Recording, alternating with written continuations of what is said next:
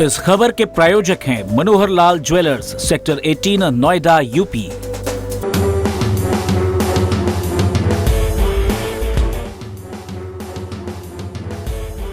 जिस देश की आबादी के 60% हिस्से कृषि पर निर्भर हो, उस देश में किसानों की स्थिति क्या है, आप और हम भली भांति जानते हैं। किसानों की आत्महत्या की प्रमुख वजह यह है कि या तो फसलों को प्रकृति मार देती है या फसलों को सही मूल्य नहीं मिल पाता।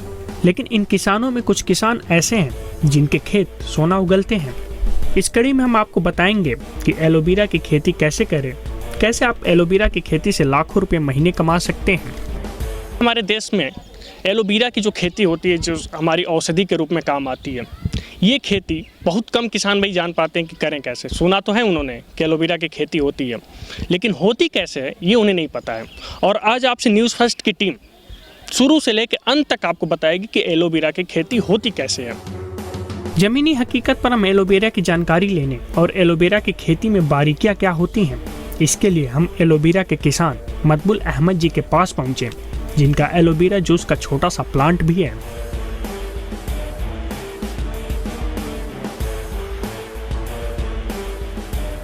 हम यही चाहते हैं कि अपने देश के किसान वो इसकी जानकारी लें और हम जितनी जानकारी इस पर दे सकते हैं ज़्यादा से ज़्यादा देने की कोशिश करते हैं।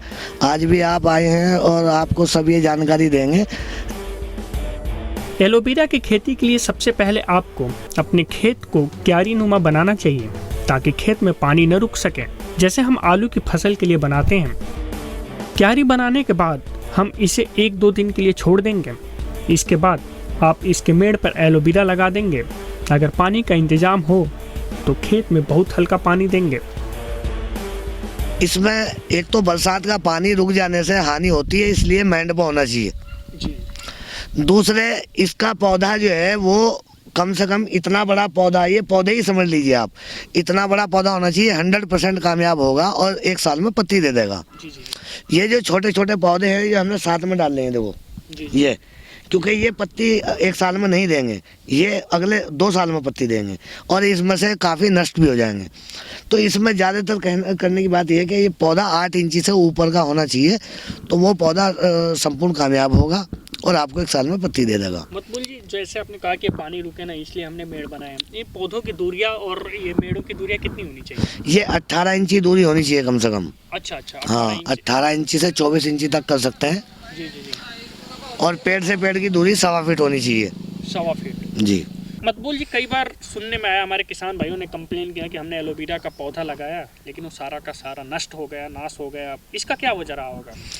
नहीं, इसके कारण सिर्फ जो है 2 ही रहते हैं कि एक तो या तो बरसात का पानी आपके खेत में भर जाता है, रुक जाएगा तो उसमें गलन आने की खतरा होता है, या आपकी खरपतवार इतनी ज़्यादा हो चुकी कि आपका पौधा ढक गया तो उसमें दाग की शक्ल बन जाती है ज़्यादातर।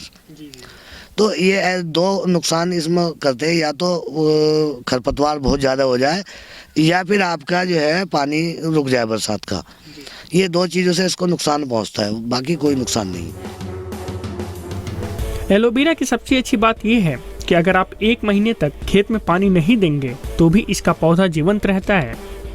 अभी फिलहाल मकबूल जी के हाथ में एक एलोवेरा का पौधा है, ये आपको बताएंगे कि इसे कहाँ तक लगाना चाहिए और कैसे लगाना चाहिए। जी बताइए। देखिए, पौधा है, ये पत्तियाँ यहाँ से शुरू हुई इसकी, इसको जमीन में हमें यहाँ पे ऐसे हटा देते और इसको यहाँ पे दबाना है।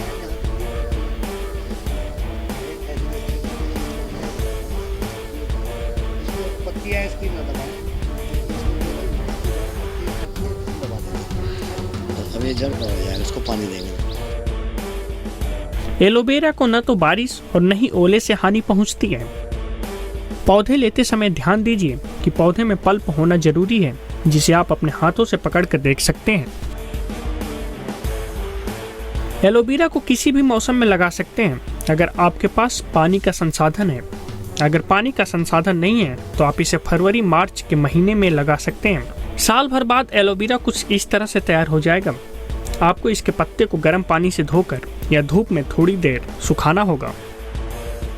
एलोवेरा, जिसे हम ग्वारपेठा, घृत कुमारी और काफ़ी कई नाम से, आयुर्वेदिक नाम से जानते हैं, लेकिन ये होता क्या है हम आपको शायद दिखाएंगे। देखिए, ये एलोवेरा का ये पत्ता है। आप लोगों ने अक्सर देखा होगा कि ये जंगलों में होता है, झाड़ियों में होता है, लेकिन आपने कभी ध्यान नहीं दिया होगा कि इसे हम एलोवेरा कहते हैं और ये इतना उपयोगी चीज़ होता है। मतबुल जी, फिलहाल ये हमारे सामने एलोवेरा पड़ा हुआ है, एलोवेरा के ये पत्ते हैं, तो आप इसके बारे में थोड़े से शुरुआत से दर्शकों को बताइए। देखिए, एलोवेरा की पत्ती, ये जब पौधा हमने खेत में लगाया तो लगभग इसको 1 साल लगा पत्ती को तैयार होने में। अब इसको पत्ती को ऐसे काट लिया गया और काट के ला करके इसको वॉश किया गया, धोया गया। इसको धो करके धूप से ऐसे सुखा दिया गया ताकि इसको कोई बैक्टीरिया इसके ऊपर न रह जाए। फिर इसको जो है हमने यहाँ से ऐसे करके कटिंग इसको किया गया। एलोवेरा को साइड, ऊपर और नीचे से हल्के करके काट लेना चाहिए। उसके बाद एलोवेरा को पल्प निकालने के लिए बीच से 2 भागों में काट लेना चाहिए।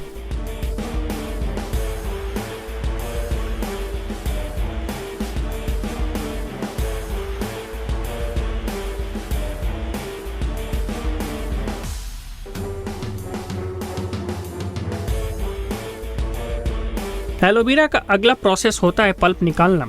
इसके लिए आपको एसएस की एक टेबल चाहिए जिस पे आप पल्प को इस प्रकार से निकाल सकेंगे। इस पे ऐसे करके थोड़ा एहतियात रखी जाती है। यहाँ सबसे ज़्यादा एहतियात रखने की जगह ये होती है क्योंकि यहाँ पे ये अपने कपड़ों से बाहर आ रहा है, स्किन से बाहर आ रहा है। यहाँ पे सबसे ज़्यादा एहतियात इसको रखी जाएगी। तो यहाँ पे ऐसे ग्लव्स साथ में होने चाहिए और ये सब कैप वगैरह, ये मास्क वगैरह सब लगे होने चाहिए। ऐसे ही एसएस की टेबल से पल्प निकल कर आ रहा है, ये पल्प। अब आपको पल्प में 1 ग्राम प्रति केजी सोडियम बेंजोलाइट मिलाने होंगे और फिर इस पल्प को जूसर में डालकर जूस तैयार कर लेते हैं।